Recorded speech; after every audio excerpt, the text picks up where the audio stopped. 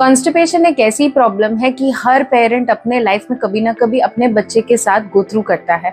और ये एक ऐसी प्रॉब्लम है जब बेबीज में होता है तो बेबी का ओवरऑल वेलबींग कहीं ना कहीं अफेक्ट होता है। इसका इम्पैक्ट बच्चे के साथ साथ माँ बाप के ऊपर भी पड़ता है, बच्चे के ओवरऑल बिहेवियर पे पड़ता है और at the same time potty training भी डिफिकल्ट हो जाती है। आज मैं आपके साथ डिस्कस करने वाली हूँ American academy and Indian Academy of paediatrics के कॉन्स्टिपेशन के ऊपर गाइडलाइंस, प्लस हम अंडरस्टैंड करेंगे कि कॉन्स्टिपेशन एग्जैक्टली होता कैसे है, बिकॉज वो बहुत क्रूशियल है उसकी ट्रीटमेंट के लिए। और मैं आपके साथ कुछ फूड और ऑल्सो सर्टेन रेसिपीज भी शेयर करूंगी इस वीडियो में जो कॉन्स्टिपेशन के लिए बहुत इफेक्टिव है फॉर किड्स। हेलो पेरेंट्स, मैं हूं डॉक्टर राजेश्वरी। मैं कंसल्टेंट पीडियाट्रिशियन एंड न्यूनेटोलॉजिस्ट हूं, एक बच्चे की माँ हूं। और आज हम चिल्ड्रंस के कॉन्स्टिपेशन रिलीफ के बारे में बात करेंगे सारे एज ग्रुप्स में। So let's go.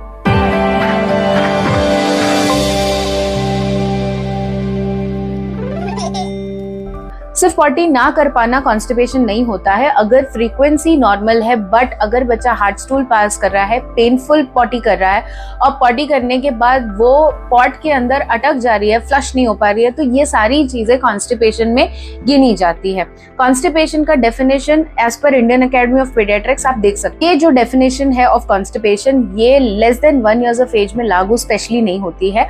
और अमेरिकन अकेडमी ऑफ पीडियाट्रिक्स भी कॉन्स्टिपेशन का डेफिनेशन जो यूज करता है वो रोम्स क्राइटेरिया है, वो भी again more than 1 year of age पर लागू होती है। अब विजुअली कॉन्स्टिपेशन को डेफिनेशन करना है तो उसके लिए हम ब्रिस्टॉल चार्ट यूज करते हैं। ब्रिस्टॉल चार्ट अगेन जो बेबीज 1 ईयर एंड अबव हैं उन पे लागू होता है।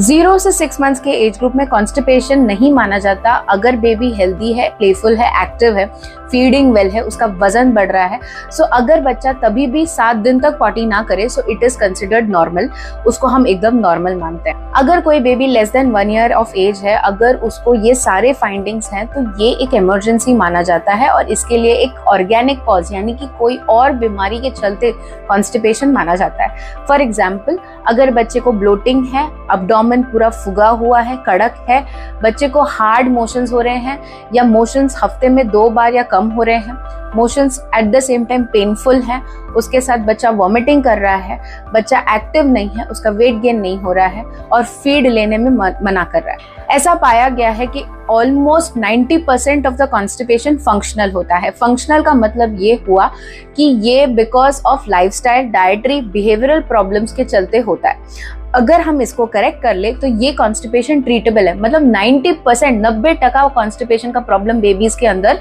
एक बिहेवियरल एंड लाइफस्टाइल प्रॉब्लम है।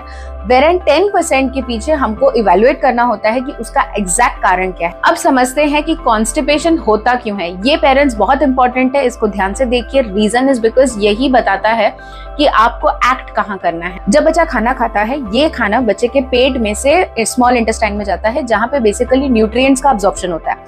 अब स्मॉल इंटेस्टाइन से जो भी बचा कुचा वेस्ट है वो जाता है लार्ज इंटेस्टाइन में, जिसको हम कोलोन कहते हैं। लार्ज इंटेस्टाइन में मेनली वाटर अब्जॉर्ब होता है और वहां पे स्टूल वेल फॉर्म होने लगते हैं, यानी कि हार्ड हो सकते हैं, लंपी हो सकते हैं, सॉफ्ट हो सकते हैं। वो सब कुछ लार्ज इंटेस्टाइन में होता है बिकॉज वहां से वाटर बॉडी ले लेती है। अब वहां से मोशन पास होकर रेक्टम में आता है, एनस पे आता है और वहां से बच्चा पास करता है। इसके साथ साथ लार्ज इंटेस्टाइन में पेरिस्टाल्टिक मूवमेंट होता है, यानी कि एक मूवमेंट होता है मसल का जो आगे ढकेलता है पॉटी को और इस तरह हम पॉटी पास करते हैं। अगर बेबी का डाइट का प्रॉब्लम है, उसका वाटर इनटेक एक प्रॉब्लम है, तो यही मोशन में पानी रिटेन नहीं होगा, स्टूल सॉफ्ट के बजाय हार्ड होते जाएंगे और hard motion intestine peristaltic movement से ढकेल नहीं पाता आगे, और जिसके चलते वो जितना ज्यादा इंटेस्टाइन में रहता है उतना वो और हार्ड होते जाता है और उतना ही डिफिकल्ट हो जाता है बॉडी को उसको मूव कर एलिमिनेट करने में। और जब पॉटी हार्ड हो जाती है तो यही बच्चा जब पॉटी पास करता है तो उसको दुखता है और जब वो दुखता है तो वो अपनी पॉटी को और होल्ड करता है उस पेनफुल एक्सपीरियंस को अवॉइड करने के लिए। बच्चा कम पानी पीता है, डाइटरी इंटेक इनएडिक्वेट है, जिसकी वजह से हार्ड पॉटी बनती है। हार्ड पॉटी की वजह से पेरिस्टाल्टिक मूवमेंट नहीं हो रहा होता। पेरिस्टाल्टिक मूवमेंट अगर हो भी गया तो वहां पे पॉटी का एक्सपीरियंस पास करते वक्त स्टूल पेनफुल हो जाता है। पेन होने की वजह से बच्चा स्टूल पास करना अवॉइड करता है, यानी बिहेवियरल प्रॉब्लम्स होने लगते हैं और वो वापस से पॉटी और फर्दर हार्ड करता है। जितना बच्चा पॉटी करना अवॉइड करेगा उतना ही वो मोशन इंटेस्टाइन में रहेगा और उतना ही वो हार्ड होते जाएगा और पास करना पॉटी को डिफिकल्ट हो जाए। कुछ बेबीज इतना बैड एक्सपीरियंस करते हैं कि पॉटी एकदम स्टक हो जाती है उसके एनस में, उसके माँ बाप उसके एनस के एरिया पे पॉटी को देख देख भी सकते हैं। हार्ड पॉटी अगर रह जाती है, स्टक रह जाती है, तो उसके आसपास से एक foul smelling watery potty trickle होने लगती है और वो बच्चे के अंडरवेयर को सॉइल करती है और अंडरवेयर में ऐसा लगता है बच्चे ने थोड़ा सा लूज मोशन कर दिया। बट द ट्रुथ इज कि सब कभी कभार ये जो होता है ये इसको एनकोप्रेसिस कहते हैं, जिसके चलते कॉन्स्टिपेशन एक बहुत बड़ा कारण है, बट पेरेंट्स इसको मिस्टेक कर लेते हैं कि इसको डायरिया है। कुछ बेबीज का पॉटी का एक्सपीरियंस बहुत पेनफुल होता है, इतना स्टक हो जाता है पॉटी की पास करते वक्त हार्ड मोशन के बेबी के एनस के एरिया पे जख्म बन जाता है और कभी कभार पॉटी में आपको स्ट्रीक्स ऑफ ब्लड भी दिख सकते हैं। So this is a very painful experience. So let's discuss step by step कि हम इसी हार्ड पॉटी को कैसे मैनेज कर सकते हैं और इसको एग्जैक्टली अपने बच्चे के लिए बेटर एक्सपीरियंस कैसे बना सकते हैं। सबसे पहली बात तो आपको आपके बच्चे का स्टूल हैबिट्स पता होना चाहिए कि बेबी दिन में कितनी बार पॉटी कर रहा है। अगर वो दिन में 2 बार या 1 बार पॉटी कर रहा है और हफ्ते में एटलीस्ट 6 टाइम्स बबल मोशन है या 5 टाइम्स बबल मोशन है, तो ये आपको पता होना चाहिए। इसके पीछे रीजन ये है, अगर बच्चे ने 1 या 2 दिन पॉटी नहीं किया तो मे बी आप डाइटरी चेंजेस एंड वाटर से इंटेक से बदल सकेंगे, उस पर अर्ली एक्ट कर सकेंगे बिफोर कि वो पॉटी का एक्सपीरियंस पेनफुल हो जाए। इसीलिए ये जानकारी बहुत इंपॉर्टेंट है कि बच्चा मेरा कितनी बार और कम पॉटी करता है और हफ्ते में कितनी करता है, क्योंकि ताकि आप एक्ट जल्दी कर पाए और पॉटी को पेनफुल एक्सपीरियंस होने से बचा सके। दूसरा आता है हाइड्रेशन। अगर बेबी डिहाइड्रेटेड है, कम पानी पी रहा है और उसके डाइट में हेवी मील्स हैं, तो यूजुअली ऐसे बेबीज बहुत इजीली कॉन्स्टिपेट हो जाते हैं। अमेरिकन एकेडमी ऑफ पीडियाट्रिक्स पानी इंटेक के ऊपर का गाइडलाइन बनाया है, जिसमें जो भी बेबी लेस देन 6 मंथ्स है उनको कोई पानी नहीं देना है। ब्रेस्ट मिल्क या फॉर्मूला मिल्क उनका प्राइमरी सोर्स है। जो भी बेबी 6 मंथ से लेकर 1 ईयर के एज में है उनको आप कॉम्प्लीमेंट्री फीडिंग के तुरंत बाद थोड़ा थोड़ा पानी दे सकते हैं दिन में, जो कि अप्रोक्सीमेटली 90 ml से आप स्टार्ट कर सकते हैं per day to up to 250 ml जब तक बच्चा 12 मंथ्स का होता है, कंप्लीट करता है। देन आता है कि 12 मंथ्स टू मतलब 1 साल से लेकर 2 साल के बीच में बच्चा अबाउट 300 ml पर डे से लेकर 800 to 900 ml per day consume करता है बाय द टाइम बच्चा 2 साल कंप्लीट करता है। एंड देन 3 to 5 इयर्स के एज में बच्चा अप्रोक्सीमेटली 1 लीटर से लेकर 1.5 लीटर्स तक पानी कंज्यूम करता है। देन आता है फूड हैबिट्स। अगर आपके बच्चे का डाइटरी हैबिट्स पुअर है और उसके खान पान में फाइबर की कमी है, जंक फूड ज्यादा है और अदरवाइज उसके खाने में बाइंडिंग एजेंट्स ज्यादा है जैसे कि सीरियल्स एंड ग्रेन्स, बहुत सारा ब्रेड का खाना, प्रोसेस्ड फूड, चीज, मिल्क, तो ऑब्वियसली आपके बेबी को पॉटी करने में दिक्कत होगा। It is very important parents कि आप अपने बच्चे को हाई फाइबर डाइट दे। फाइबर डाइट में रहने से बेबी का कॉन्स्टिपेशन का प्रॉब्लम कम हो जाता है। फाइबर का जो इंटेक है, जितना भी बेबी का वेट है उतना ही ग्राम फाइबर पर डे बच्चे के डाइट में होना चाहिए। सपोज अगर आपका बच्चा 10 किलो का है तो 10 ग्राम तक का फाइबर उसके डाइट में पर डे होना चाहिए। इसका आप स्क्रीनशॉट ले सकते हैं। ये सर्टेन फूड्स हैं जिसमें पाया गया है they are high in fibre और कॉन्स्टिपेशन को रिलीज करने में ये काफी बेटर फूड्स हैं।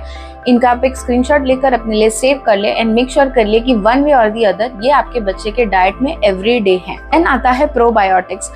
स्टडीज बहुत ज्यादा इसको सपोर्ट नहीं करती, but there are certain bacteria, good bacteria जो योगर्ट बटर मिल्क में है, तो वो जो गुड बैक्टीरिया है बेबी को डाइजेशन में हेल्प करता है, उसके बॉडी में गुड बैक्टीरिया बनाता है और जब गुड बैक्टीरिया गट में रहते हैं तो यूजुअली फूड का digestion and process in the intestine better हो जाता है। इसके पीछे ज्यादा स्टडीज नहीं है, बट अगर आपको आपके बच्चे का गट हेल्दी चाहिए, उसका डाइजेशन बेटर चाहिए, तो it is very important parents कि आप प्रोबायोटिक फूड उसके डाइट में रखें जैसे कि curd and butter milk. Then आता है बच्चे की फिजिकल एक्टिविटी।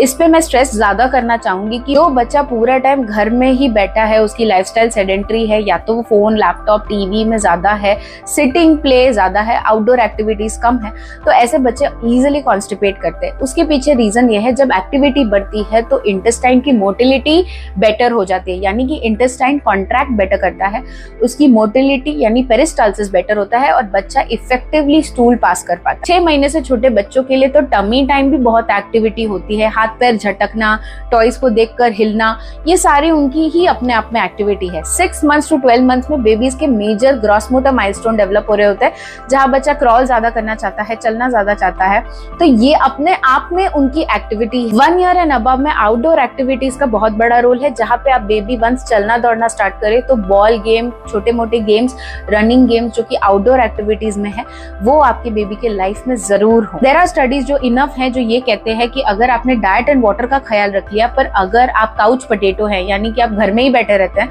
तो इंसान इजीली कॉन्स्टिपेट होता है। तो इसीलिए it is very important to address the behavioural and psychological problems and एक अच्छी हैबिट एंड रूटीन। अगर बेबी का पॉटी हार्ड है, लंपी है, उसको पास करने में पेन हो रहा है, तो ऐसा बच्चा होल्ड करेगा पॉटी एंड वो पास नहीं करेगा।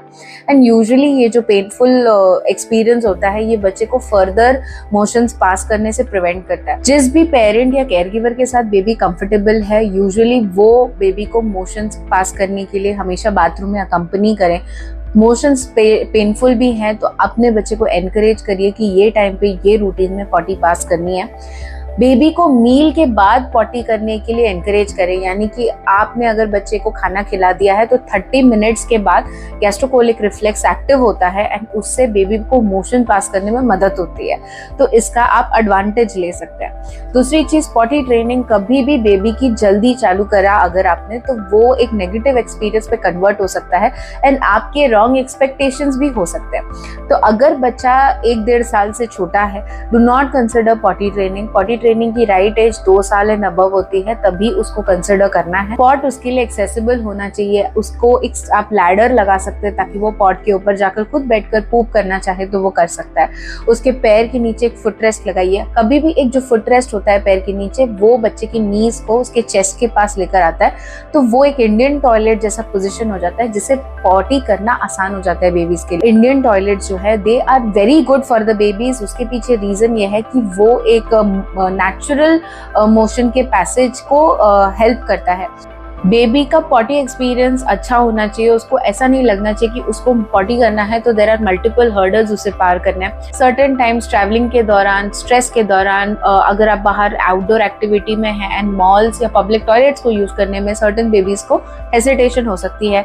इन दैट केस अपने बेबी को अकम्पनी करिए, उसको एनकरेज करिए उस पर्टिकुलर रीजन या पब्लिक टॉयलेट को यूज करने के लिए। स्कूल में भी स्कूल के वॉशरूम को यूज करने से अवॉइड कर रहा है तो भी एक अपने आप में कंसर्न है। स्कूल का बाथरूम कैसा है ये मैटर करता है। उसको वॉशरूम जाने की परमिशन मिल पाती है या नहीं, ये भी मैटर करता है। अब आपको अपने पेडियाट्रिशियन को मिलना है। अगर कोई भी बेबी जिसको पेट में दर्द है, जिसका पेट डिस्टेंडेड है, जिसको काफी क्रैम्स आ रहे हो हर बार पॉटी पास करने पे, जिसके मोशंस बहुत ज्यादा लंपी है, हार्ड है और आपने सारे मैनूवर्स ट्राई किए फिर भी बेबी को रिलीव नहीं हो रहा, मोशंस में ब्लड या म्यूकस है या मोशन का कलर ब्लैक कलर का है, तो भी आपको अपने पेडियाट्रिशियन से मिलना। बच्चे का एब्डोमेन पूरी तरह फुगा हुआ है यानी डिस्टेंडेड है, उसके साथ उसको ब्लोटिंग है, बहुत ज्यादा गैस पास करने का प्रॉब्लम है, बच्चा इरिटेबल है, उसको मूड चेंजेस बहुत ज्यादा है, उसके बिहेवियरल प्रॉब्लम्स एंड टैंट्रम्स बढ़ गए हैं, देन ऑल्सो आपको अपने पेडियाट्रिशियन से मिलना है। अब लेट्स डिस्कस सर्टेन रेमेडीज जो कि मेडिकल एंड नॉन मेडिकल होते हैं। मेडिकल रेमेडी तब दिया जाता है जब आपने diet, physical activity and also water intake, ये तीनों को एड्रेस कर दिया है। अगर ये तीनों को आपने एड्रेस नहीं किया है एंड यू विल थिंक कि मैं सिर्फ सिरप लेकर बच्चे का ट्रीटमेंट कर दूं, तो let me tell you parents, it will not work. थोड़े दिनों के लिए आपका बेबी मोशन से रिलीव तो हो जाएगा, बट ऑल्सो लेटर ऑन ये एक हैबिट बनते जाएगी कि जब भी मेडिसिन देंगे बच्चा ओके रहेगा, but immediately after that baby को वापस कॉन्स्टिपेशन का दिक्कत आएगा। ये एक साइकिल बन जाएगा कि मेडिसिन पे मोशन ठीक होना एंड देन बाद में वापस कॉन्स्टिपेट हो जाना, ये एक साइकिल बनते जाएगा। So this is how exactly आपको मेडिसिन को यूज करना है एंड दिस इज हाउ आपको डाइट, हाइड्रेशन को कंट्रोल करना है। सबसे पहले आपको ये समझना है कि डाइट, हाइड्रेशन एंड एक्टिविटी, अगर आपने ये तीनों का ध्यान दे दिया तो 90% ऑफ द बेबीज को मेडिकेशन की जरूरत नहीं होती। फिर भी जो बेबीज में फीकल इंफेक्शन है, कॉन्स्टिपेशन दिक्कत वाला हो गया है, तो उन बेबीज के अंदर 2 वेरिएंट्स ऑफ मेडिकेशन प्रिस्क्राइब होता है, जिसके लिए पेडियाट्रिशियन का सुपरविजन इंपॉर्टेंट है। एक है ऑस्मोटिक लैक्सेटिव्स, यानी उसके अंदर बच्चे को सिरप ओरली दिया जाता है या पाउडर फॉर्म में मेडिकेशन दिया जाता है, जिसको आपको पानी में मिक्स करके लेना होता है। जो 2 पॉपुलर ब्रांड्स, एक पेग और एक ड्यूफेलैक करके फेमस होते हैं, तो ये दोनों आपको दिया जाता है। इसकी dosing as per paediatrician recommend होती है। इसके पीछे रीजन ये है कि excessive dosing sometimes diarrhoea cause कर सकता है एंड इवन अदरवाइज भी इस मेडिसिन से डायरिया का डर रहता है, तो एक आधा डायरिया एपिसोड हो तो डोजिंग एडजस्टमेंट लगता है। ये लैक्सेटिव क्या करता है कि पॉटी के अंदर पानी की मात्रा बढ़ा देता है, जिसकी वजह से हार्ड मोशन सॉफ्ट हो जाते हैं और वो इजिली मोटिलिटी हो पाती है इंटेस्टाइन की एंड पॉटी आराम से बाहर आ पाता है। Stimulant laxative laxatives more than 2 years के बेबीज में रेकमेंडेड होते हैं। Osmotic laxatives 2 years and below में भी दिए जाते हैं। एक दिया जाता है थ्रू एनस, यानी कि नीचे से डाला जाता है बच्चों के लिए, और एक होता है जो ओरली दिया जाता है। स्टिमुलेंट लैक्सेटिव में जो ओरली दिया जाता है उसमें कभी कभार बच्चे अब्डोमिनल क्रैम्प्स या पेट में एकदम से मरोड़ आकर पॉटी आना, ऐसा सेंसेशन का कंप्लेन कर सकते हैं, and it is absolutely okay unless बच्चे को कोई और बहुत ज्यादा severe abdominal pain and severe diarrhoea ना हो रहा हो। स्टिमुलेंट लैक्सेटिव्स एक्चुअली 2 से 3 दिन के लिए प्रिस्क्राइब किया जाता है। ये बहुत ज्यादा मेंटेनेंस थेरेपी के लिए नहीं यूज किया जाता, ये इसलिए यूज किया जाता है ताकि कुछ दिनों के लिए आपके बच्चे का कॉन्स्टिपेशन का प्रॉब्लम सॉल्व हो, उसका एक्सपीरियंस बेटर हो, और उसके बाद बच्चे को एक मेंटेनेंस थेरेपी पे डाला जाता है जो कि ऑस्मोटिक लैक्सेटिव होता है। दूसरा एक और लैक्सेटिव है जिसको रेक्टल रूट अगेन एनस के थ्रू दिया जाता है, वो है glycerine. Glycerine less than 1 year of age या लेस देन 2 इयर्स एज में भी दिया जाता है, अनलाइक स्टिमुलेंट लैक्सेटिव जो 2 इयर्स एंड अबव दिया जाता है। तो ग्लिसरीन रेक्टल रूट से दिया जा सकता है, जो छोटे बेबीज हैं 1-2 साल के नीचे उनमें दिया जाता है। इसके लिए भी अगेन आपके पीडियाट्रिशियन का सुपरविजन इंपॉर्टेंट है। कोई भी लैक्सेटिव जो रेक्टल रूट यानी एनल रूट से दिया जाता है वो 10 to 30 मिनट्स के अंदर कॉन्स्टिपेशन का प्रॉब्लम सॉल्व कर देता है। यही लैक्सेटिव कितने लंबे समय तक दिया जाता है, पेडियाट्रिशियन आपको फ्यू डेज के लिए अक्यूट कॉन्स्टिपेशन को रिजॉल्व करने के लिए मेडिसिन देंगे, एंड देन मेंटेनेंस थेरेपी दी जाती है जो for a month and above हो सकती है based on the baby severity.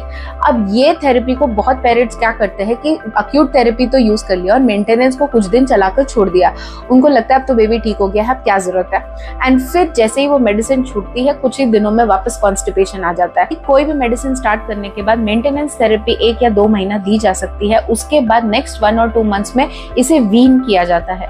तो इसीलिए कोई भी बच्चे के कॉन्स्टिपेशन रिलीजिंग की दवाई अगर स्टार्ट हुई है तो उसको अचानक बंद नहीं करना है। सेकेंड थिंग इज कि आपका जो भी डाइटरी मॉडिफिकेशन, वाटर इनटेक थी, इसी दौरान आपको करेक्ट करना है जिस दौरान आपका ये मेडिकेशन चल रहा है। अगर आपने इन चीजों पे ध्यान नहीं दिया, फिजिकल एक्टिविटी, पानी एंड फूड इनटेक, तो कितना भी दवाई ले लीजिए वो कॉन्स्टिपेशन आपके बच्चे का कभी ठीक नहीं होगा। So we have already discuss कि पानी का इंटेक कितना होना चाहिए, तो अकॉर्डिंग दैट आपको वाटर मेजरमेंट रखना है, अपने बच्चे के पानी के इंटेक को एक टैप रखना है। दूसरा आता है डाइटरी चेंजेस।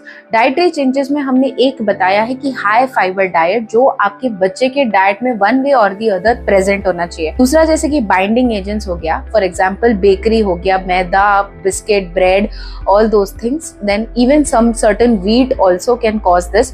देन आता है मिल्क हो गया, चीज हो गया, फिर फ्राइड फूड्स आ गया, all this can cause constipation, and in food को उस दौरान थोड़ा सा कम या अवॉइड करना है। अपार्ट फ्रॉम दैट जो मैंने फाइबर का आपको चार्ट बताया था उसमें आपको मेक श्योर करना है कि उनमें से एक आधा फाइबर मील आपके बच्चे के डाइट में हो। Now let's discuss certain recipes जो आप अपने बच्चे को दे सकते हैं, and I have personally found कि ये रेसिपीज काम करती हैं इन 80% ऑफ द केसेस। तो वन वे और दी अदर एटलीस्ट एक सर्विंग इस रेसिपीज में से कोई भी रेसिपीज का आप अपने बच्चों को दे सकते हैं। सबसे पहले रेसिपी है sweet potato and fruit pudding. एक तो हो गया स्वीट पोटैटो एंड कोई भी एक फ्रूट जिसमें एक एप्पल या पेयर हो सकता है, इसको आप इक्वल अमाउंट में ले लेंगे। फॉर एग्जाम्पल अगर आपने हाफ स्वीट पोटैटो लिया है तो हाफ आप एप्पल या पेयर ले लेंगे, एंड इसको आप पहले स्टीम करके सॉफ्ट कर लेंगे। आफ्टर दैट आप इसका एक अच्छा मैश बना लेंगे एंड देन इसको बच्चे को कंज्यूम करने के लिए देंगे। इस रेसिपी में सिर्फ गुड कार्बोहाइड्रेट नहीं बल्कि vitamin A, vitamin C, manganese and fibre and pectin जैसे सोल्यूबल फाइबर का बहुत अच्छा मिक्सचर है। एक और रेसिपी है that is sweet potato with peach. Peach अपने आप में हाई फाइबर फ्रूट है जिसमें एक पीच में, छोटे मीडियम साइज के पीच में अबाउट 3 ग्राम तक का फाइबर होता है। तो आप स्वीट पोटैटो को पीच के साथ भी सिमिलर वे में एक पुडिंग की तरह बनाकर बच्चे को दे सकते हैं।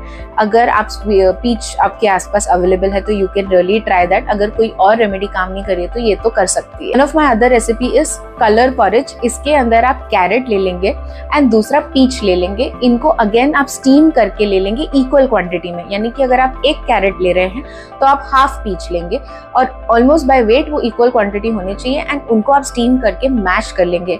इसके ऊपर आप ग्रेटेड ग्रेटेड पेयर को डालेंगे, पेयर को अच्छे से घिस लेंगे एंड उसके जो पल्प है उसको अंदर इसमें मिक्स फर्दर करके मैश करके बच्चे को इसको पॉरेज की तरह देंगे। अगेन इसके अंदर calcium, vitamin C, vitamin A और हाई फाइबर कंटेंट है and this is very good for babies. दूसरा ऑप्शन है कि आप इंस्टेड ऑफ पीच आप बीटरूट को भी यूज कर सकते हैं, जो बच्चे के मोशंस को पास करने में इक्वली इफेक्टिव है। One more recipe that really works and अगर आपके बच्चे का कॉन्स्टिपेशन अर्ली है, जस्ट चालू हुआ है, then you can really use this recipe. This recipe chia seed pudding. आपको रात में शिया सीड्स को एक मिल्क में भिगा कर रख देना है। फॉर एग्जाम्पल 150 ml मिल्क लेकर उसमें 1 स्पून ऑफ शिया सीड्स डालकर उसको ओवरनाइट सोक होने दें। अगले दिन देखेंगे कि ये पूरी तरह फूल जाता है ना। ये शिया सीड्स के अंदर आप बेरीज यानी ब्लू बेरीज का मैश डालेंगे। ऑल्सो इसके साथ आप इसमें फ्लैक्स सीड यानी अलसी के दानों का पाउडर बनाकर उसमें एक वो थोड़ा सा पाउडर भी डालेंगे। ये जो मैश है ये थिक पॉरेज की तरह काम करेगा और थिक पुडिंग की तरह काम करेगा एंड रियली पेरेंट्स ये वंडर की तरह काम करता है। Like I have seen most of the parents, मेरे आसपास के लोगों ने भी मुझे कहा है कि it works immediately in next 1 or 2 days baby motions equally effectively pass करता है। Then certain fruits like plums, kiwi, papaya, इनको आप अपने बच्चे को डायरेक्ट खाने के लिए दे सकते हैं and they are very effective. जो पेरेंट्स पपाया, कीवी, प्लम के थ्रू नहीं कर पा रहे हैं उनको one of these recipes try करनी चाहिए। One more recipe where oats को बेरीज के साथ बनाया जाता है। सो आप ओट मील बना लीजिए जिसमें आप पानी के साथ थोड़ा सा ओट्स को पका लेंगे। एक बार ओट्स पूरी तरह मशी हो जाए थोड़ा सा उसमें दूध डालकर कंसिस्टेंसी को बराबर कर लेंगे। आफ्टर दैट आप इसके अंदर बेरीज का मैश डाल सकते हैं एंड फ्लैक्स सीड यानी अलसी सीड का पाउडर डाल सकते हैं। अगेन ये होलसम है, इसमें कैल्शियम, फाइबर, विटामिन्स, मिनरल्स बहुत कुछ मिलता है बच्चे को। ऑल्सो DHA भी जाता है तो it is a very good source in all together. ये भी एक बहुत होलसम मील होता है आपकी बेबी के लिए। जब भी आपके बेबी का कॉन्स्टिपेशन डिफिकल्ट टू ट्रीट है तो आप एक चीज को ही मत लगे रहिए कि हमको सिरप दे दीजिए, डॉक्टर हमको दवाई दे दीजिए, इससे कुछ नहीं होने वाला। जब डॉक्टर ने दवाई स्टार्ट किया है वो एक टेम्परेरी रेमेडी है क्योंकि कोई भी बच्चा लॉन्ग टर्म दवाई नहीं ले सकता। तो उसी दौरान आपको बच्चे की फिजिकल आउटडोर एक्टिविटी बढ़ानी है। अगर बच्चा 1 साल से छोटा है तो इंडोर एक्टिविटी बढ़ाने दीजिए। दूसरा, बच्चे का वाटर इनटेक पे आपको ध्यान रखना है एंड डाइट में multiple options of high fibre diet या जो मैंने रेसिपीज बोली है उसमें से 1 या 2 recipe along with the high fibre food आपको इनकलकेट करना है, तभी आपके बेबी का कॉन्स्टिपेशन ठीक होगा। And let me tell you parents कि almost 80 to 90% of the parents will accept कि उनका कॉन्स्टिपेशन इन रेमेडी से ठीक हो गया है। एक और रेसिपी है जिसको हम कहते हैं प्रून जूस। ये बहुत हद तक काम करता है बट अगेन ये जूस है तो मेरा पर्सनल एक्सपीरियंस है कि less than 2 years of age में प्रून जूसेस को बहुत ज्यादा यूज ना करें। बट जिन मदर्स में कुछ भी काम नहीं कर रहा, all the medications and modifications are not working, वो ट्राई कर सकते हैं। Less than 1 year of age में about 60 to 90 ml of prune juice cross नहीं होना चाहिए per day and more than 1 year of age में baby can take up to 120 ml prune juice per day. इसके ऊपर आप प्रून जूस पे ज्यादा डिपेंड ना हो। ये वीडियो उन पेरेंट्स को केटर करता है जिनके बेबीज हेल्दी हैं और कॉन्स्टिपेशन फेस कर रहे हैं, तो this video is for you. जो बेबीज को ऑर्गेनिक कॉजेज हैं ऑफ कॉन्स्टिपेशन, यूजुअली उनके साइंस कुछ ऐसे होते हैं। ये बच्चा या तो बचपन में पैदा होने के बाद रोया नहीं रहता है, उनको एस्फैक्सिया हुआ रहता है, birth asphyxia, and these are the special kids. तो CP चाइल्ड या स्पेशल किड्स है या बेड रिडन बेबीज हैं, उनमें कॉन्स्टिपेशन का कॉज डिफरेंट है। जिन बेबीज का हाइट वेट प्रॉपर नहीं है, ग्रोथ डिलेड है, उनके डेवलपमेंटल माइलस्टोन्स टाइम पे अचीव नहीं हो रहे हैं, लेथार्जिक है, इन बेबीज में हम हार्मोनल डिसऑर्डर सस्पेक्ट करते हैं एंड यूजुअली उसकी ट्रीटमेंट डिफरेंट होती है। देन स्पाइनल प्रॉब्लम्स यानी कि स्पाइन की डिफॉर्मिटी या lower part of the spine में खूब सारे बाल होना या कोई और कंडीशन होना, स्वेलिंग होना, तो ये सारे फैक्टर्स डिफरेंट है, ये अलग तरीके से ट्रीट किए जाते हैं। न्यूबॉर्न बेबी जिसको अब्डोमिनल डिस्टेंशन है, बार बार इन्फेक्शन हो रहा है, उसने मेकोनियम यानी कि फर्स्ट पॉटी जो ब्लैक कलर की होती है वो टाइम पर पास नहीं किया है, तो यूजुअली वो एक अलग कंडीशन है, उसका डायग्नोसिस डिफरेंट है, वो उसकी तरफ इशारा करता है। और ऐसे ही और भी ऑर्गेनिक कॉजेज हैं यानी कि मेजर डिजीजेस के कॉजेज है जिसके चलते कॉन्स्टिपेशन होता है, इनमें ये रेमेडीज काम नहीं करेंगी एंड इनका डायग्नोसिस डिफरेंट होता है। सो आई होप बहुत पेरेंट्स को उनका कॉन्स्टिपेशन का सोल्यूशन इस वीडियो में मिल जाए। I hope you like, subscribe and share और भी पेरेंट्स के साथ, एंड थैंक यू।